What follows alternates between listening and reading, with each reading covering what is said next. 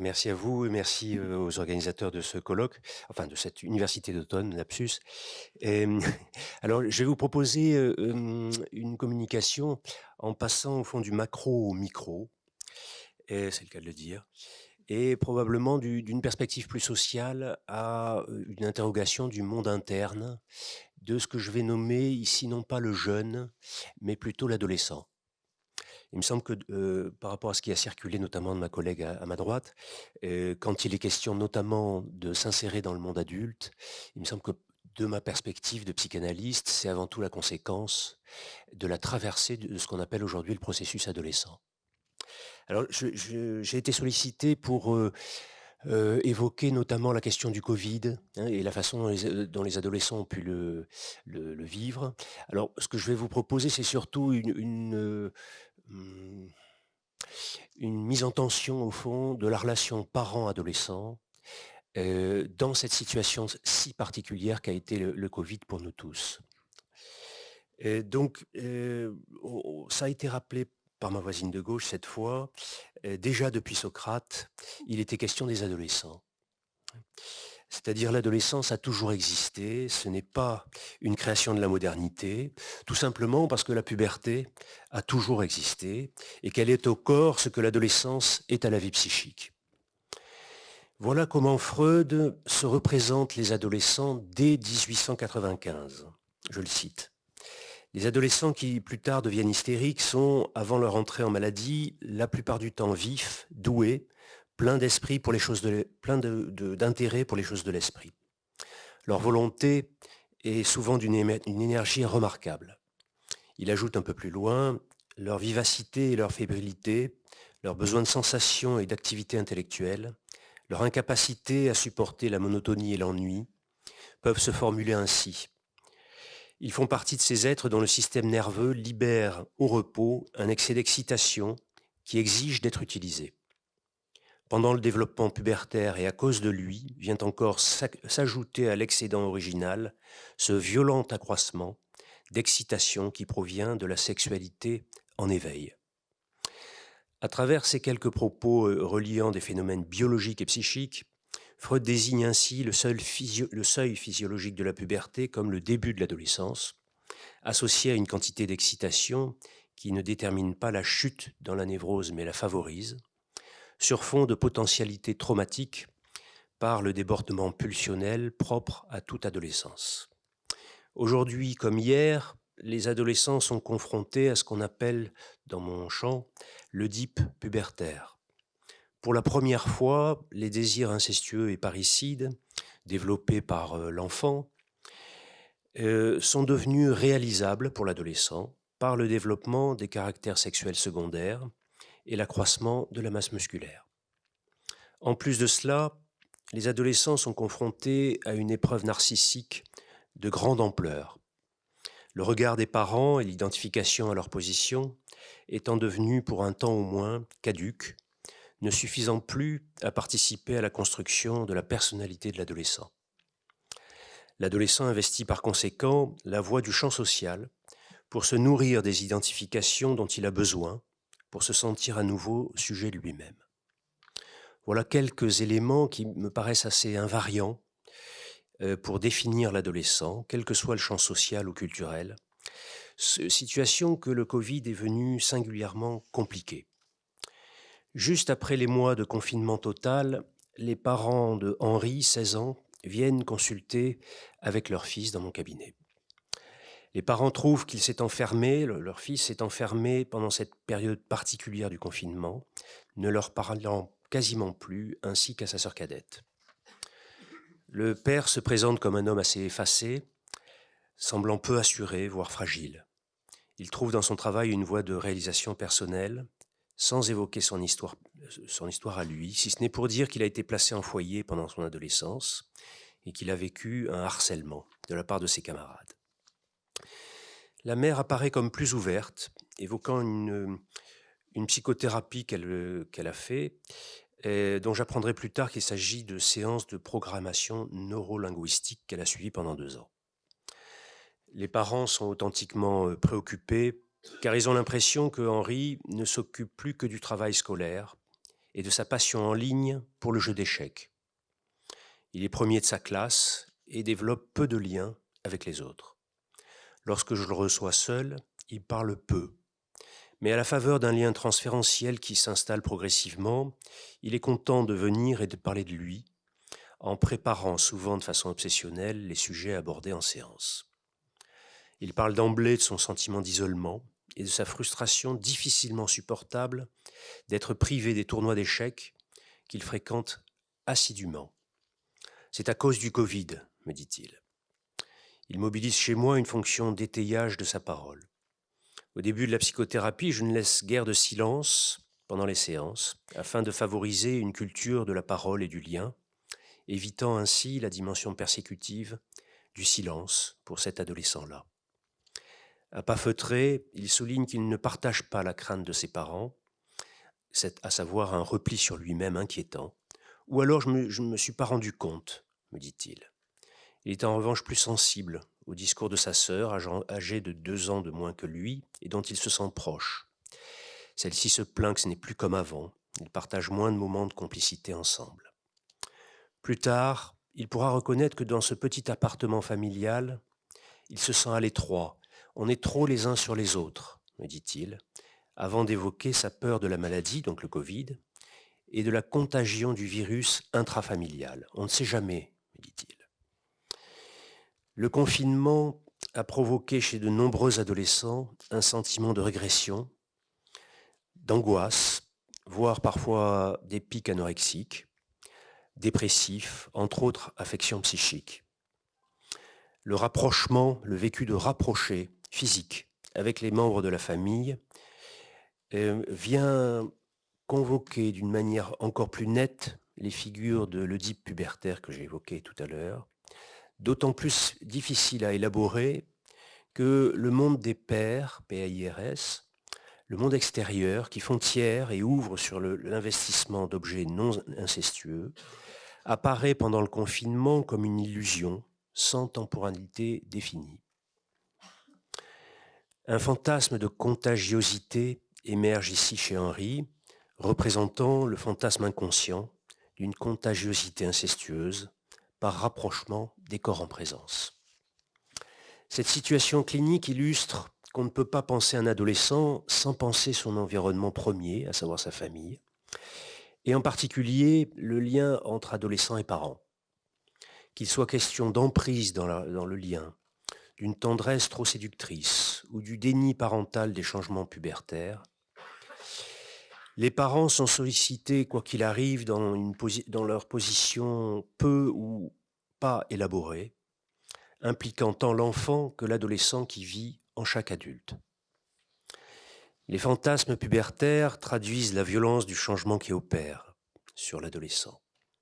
Ils poussent à nouveau à investir les images parentales, à les resexualiser jusque dans les fantasmes masturbatoires.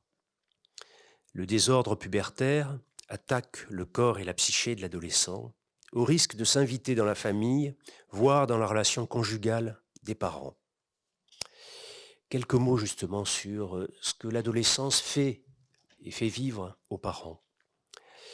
L'adolescent, par l'accès à la génitalité, pour la première fois, participe inconsciemment au réveil de la sexualité d'un, voire des 2 parents.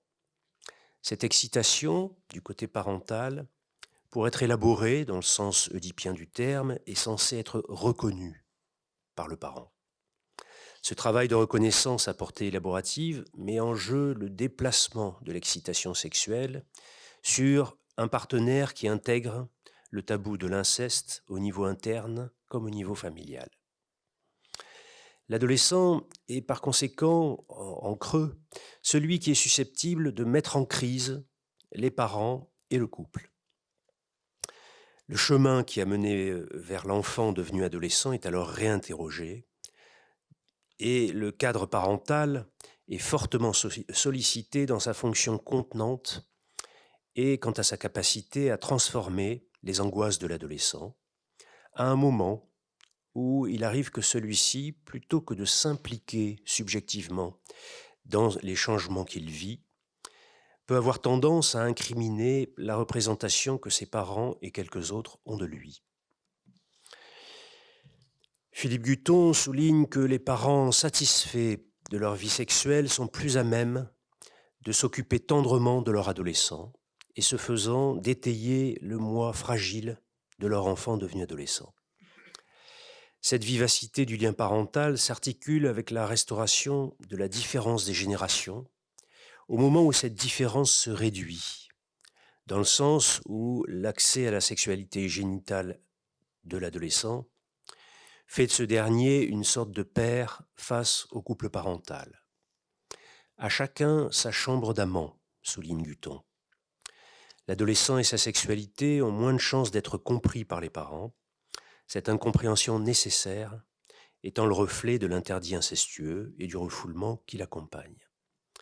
La déception ressentie par certains parents relève du maintien de la part narcissique attachée à l'enfant qui, à l'adolescence, provoque une sorte de rupture avec l'idéal parental, d'autant plus lorsque cet idéal a pour visée inconsciente de réparer l'histoire du parent concerné. C'est alors une véritable rupture de séduction qui opère, au risque de sentiments persécutifs mutuels, sur fond d'enjeux d'emprise et de déprise. L'obsolescence des parents implique que ce sont des séducteurs délaissés, souligne Guton dans cette belle expression. Et ce qui n'est pas sans point d'articulation possible avec le propos de Winnicott lorsqu'il indique que grandir à l'adolescence implique, je le cite, de passer sur le corps mort de l'adulte. C'est évidemment métaphorique. L'adolescent comme ses parents sont engagés dans un mouvement similaire de désidéalisation mutuelle, impliquant à la fois un meurtre symbolique par désinvestissement libidinal, ainsi qu'un travail de séparation au service du processus de subjectivation pour chacun des protagonistes. Dans cette perspective, le parent est convoqué à la place de l'absent, ou plutôt du discret, celui qui alterne entre présence et absence auprès de son adolescent, sans chercher à lui imposer son idéologie libidinale, notamment sous le prisme de fantasmes éducatifs, énonçant une pseudo-vérité qui serait incontestable. Ces parents à la présence discrète existent. Ils acceptent de s'effacer tout en restant dans les parages, comme ce que Winnicott a appelé le père du petit déjeuner. Le père du petit déjeuner, eh bien, ça vient illustrer que chaque matin, l'adolescent qui a rêvé ou rêvassé de terrasser son père le retrouve le matin intact dans un moment ordinaire de la vie quotidienne. Il a survécu aux attaques fantasmatiques de son fils, ce qui permet à son fils adolescent de laisser toute liberté au fantasme meurtrier de circuler dans son monde interne. A contrario, lorsque l'adolescence du parent n'a pas été perlaborée, le pubertaire de l'enfant s'impose et appuie sur la blessure parentale restée en souffrance, révélant notamment, chez certains parents, l'incapacité à être seul ou séparé physiquement de son enfant. Je vais illustrer un certain nombre de propositions que je viens de faire par une situation clinique un tout petit peu plus longue, à partir de ce que la période du confinement a révélé dans l'après-coup de la problématique de la famille de Jérémy. Jérémy a 13 ans quand je le reçois. Très grand et souffrant d'obésité, ses parents consultent car ils ont repéré qu'il est très angoissé, depuis un certain temps déjà, au moment de se séparer d'eux, et plus précisément de sa mère. Les voyages scolaires mobilisent chez lui une anxiété qu'il déborde, et il trouve refuge en sollicitant ses doudous et en mangeant toutes sortes de sucreries. Il me fait l'impression, dans le premier contact, d'un gros bébé épouvanté par la prise en charge de sa vie psychique, notamment lorsqu'il est question de s'endormir. Lors d'un premier temps de consultation avec les parents, j'observe que le père est très exigeant, soucieux que son fils ait une scolarité exemplaire comme lui ne l'a pas connue. On va en reparler. Lorsque j'interroge ce désir de réparation de sa propre histoire, à travers la question du scolaire, le père, ne souhaite pas aller plus loin dans l'exploration de son passé, en me disant: «On n'est pas là pour moi, hein», avec un petit sourire. La position du père n'est pas exempte de cruauté envers Jérémie, ce que ce dernier me confirmera en me racontant que son père l'imite régulièrement, se moque de lui et, me dit-il, me rend fou en se moquant de lui. La mère semble, dans un premier abord, plus fine, dans ce qu'elle perçoit des mouvements psychiques de son fils et de son mari, reprochant notamment à son mari de mettre la pression à son fils. Tout à fait par inadvertance, je la croiserai, la mère, donc un jour dans la rue, avec la sœur cadette de Jérémie, en étant très surpris que la seule personne qui a échappé à l'obésité dans la famille, c'est cette fillette de 8 ans, mince, tout à fait mince. Les parents comme Jérémie assument leur plaisir de manger. Jérémie m'expliquant que la période de Covid a été un point de bascule pour lui, dans la mesure où il n'a pas trouvé d'autre chose à faire que manger et jouer, notamment pendant le confinement. Le contact, une fois que je le reçois seul, le contact avec Jérémie est excellent. Il parle aisément et la psychothérapie s'engage avec l'accord de tous. Pendant 9 mois, il parle facilement donc, ciblant dans un premier temps ses problèmes de séparation. Puis, classiquement, au bout de quelques mois, ce thème tombe tout seul et son amour de fan du club de football du Paris Saint-Germain prend le relais. Je repère avec lui qu'il partage cette passion du football avec son père, qui lui-même allait au stade avec son propre père. Hélas, les notes de Jérémie, pendant ce temps-là, sont en chute libre. Et le père conditionne leur virée au Parc des Princes à son travail scolaire, mobilisant chez Jérémie une tension certaine. Aura-t-il les notes suffisantes pour aller voir en semaine le match de Coupe d'Europe ? Sinon, aura-t-il le droit de voir le match à la télé ou devra-t-il se contenter de voir le résumé sur son téléphone le lendemain matin ?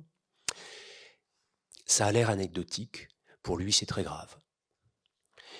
La scolarité prend ensuite le relais pendant les séances. Il m'explique qu'il aime parler avec ses copains en classe, qu'il a du mal à se concentrer, notamment en mathématiques, le domaine de prédilection de son père qui est ingénieur. En quelque sorte, la bataille parricide inconsciente fait rage. Et c'est à ce moment-là que je reçois un texto des parents pour faire le point. Lorsque je leur propose de placer le rendez-vous à un autre moment que celui de la séance au cours de laquelle je reçois Jérémie, ils refusent. Ce qui est un indice me laissant penser que le climat transférentiel, plutôt positif jusque-là, a évolué. Lorsque je les reçois d'abord sans leur fils, qui n'a pas souhaité venir, ils m'indiquent qu'ils veulent mettre toutes les chances du côté de l'avenir scolaire de leur fils en arrêtant les séances de psychothérapie d'ici 1 mois. Au fur et à mesure de l'entretien, 2 reproches émergent côté parental. La psychothérapie donc n'a pas enrayé la chute des notes et elle n'a pas non plus empêché les crises de colère de Jérémie qui ont émergé depuis le début de la psychothérapie. Il considère, à mon avis un peu rapidement, que les problèmes initiaux de séparation, le symptôme d'appel, est réglé, mais proteste contre ces mouvements de colère de leur fils, qui me fait très vite penser à la formule que je trouve très forte de Winnicott, selon laquelle les parents font un bébé et à l'adolescence, ils récoltent une bombe. Même si ces mouvements dont Jérémie me parle peu peuvent évoquer les colères d'un bébé, je les entends également comme le fruit d'un travail de subjectivation. Enfin, il ose entrer en quelque sorte dans l'adolescence en commençant à batailler avec ses parents. Je les entends donc comme un travail de subjectivation récusé par les parents. Lorsque la mère fait les devoirs avec Jérémie, elle reçoit parfois des mouvements d'humeur massacrantes de ce dernier, qui par ailleurs ne veut pas faire les devoirs avec son père qui est trop perfectionniste, me dit-il. Et il reprend « ça me rend fou » pour commenter ces moments avec son père qu'il pousse dans ses retranchements, exacerbant les enjeux de rivalité entre son fils et lui. J'indique aux parents dans cette consultation que pour moi, le travail avec Jérémie n'est pas fini, qu'il s'agisse donc pour moi d'une interruption du travail. ce qui est toujours dommageable. Alors évidemment, ça les gêne aux entournures, mais sans pour autant les faire scier. Nous aurons donc quelques séances pour clore cette séquence avec Jérémy, au moins on a un peu de temps pour ça. Parfois, c'est pas le cas. Jérémy qui ne peut pas s'opposer à ses parents et suit leur ligne de conduite. L'une, la psychothérapie, empêche l'autre, le travail scolaire. En mon fort intérieur, j'ai le sentiment que c'est la capacité à grandir, qui se trouve, en tout cas pour le moment, entravée par les parents qui veulent maintenir un certain contrôle sur leur enfant. Je l'entends également chez Jérémy, son collage en faux self à leur point de vue, pris dans un certain conflit de loyauté, comme son idée de vivre sans femme, une fois devenu adulte, m'évoque cette difficulté à grandir et souligne le propos de Freud lorsqu'il évoque la position de l'enfant aimé par ses parents et de ce fait comme hypnotisé par ses parents. À propos des filles, Jérémy confiera qu'il n'a pas un corps suffisamment attractif et qu'il sait qu'il sera l'objet de rejet s'il tente sa chance auprès de l'une d'elles. Comme pour la sphère alimentaire, ce sujet n'est que très peu abordé par Jérémy, la scolarité recouvrant ses points aveugles, seulement découverts sur mon initiative. Ce qui le soutient cependant est la parole de son père sur son corps. Ce dernier, le père, aime le football américain et lui dit qu'il sera par conséquent un excellent quarterback. Cette situation clinique illustre un ordinaire de la prise en charge des adolescents, incluant des parents dont l'allure névrotique peut parfois masquer des enjeux plus archaïques autour du manque de limites alimentaires, maintenant un certain registre fusionnel dans les liens familiaux, ici renforcé par la situation covidienne. Au cours de la dernière séance, en présence de Jérémy et de son père, mais sans la mère, le père va me confirmer certains aspects. Il aborde les questions de la tolérance à la frustration et du plaisir immédiat en lien avec la nourriture. Pour la première fois, le père évoque un désaccord avec sa femme, qui, si elle venait à devoir limiter son fils sur le plan alimentaire, devrait s'appliquer le même régime, ce qui vient souligner un point d'indifférenciation entre son fils et elle. Ils devraient suivre en même temps, au même moment, le même régime. J'apprends à cette occasion-là que la sœur de Jérémy mange essentiellement des frites et des bonbons. Le fantasme de réparation d'une scolarité décevante apparaît à nouveau lorsque le père raconte que cet échec scolaire a entraîné chez lui une perte de confiance importante, affect qu'il ressent encore aujourd'hui et qu'il tente de camoufler par diverses stratégies dans son travail d'ingénieur.